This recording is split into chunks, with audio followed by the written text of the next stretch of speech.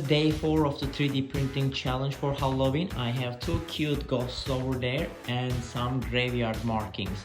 So Halloween is all about ghosts and graveyard stuff, and here these scary little tiny things.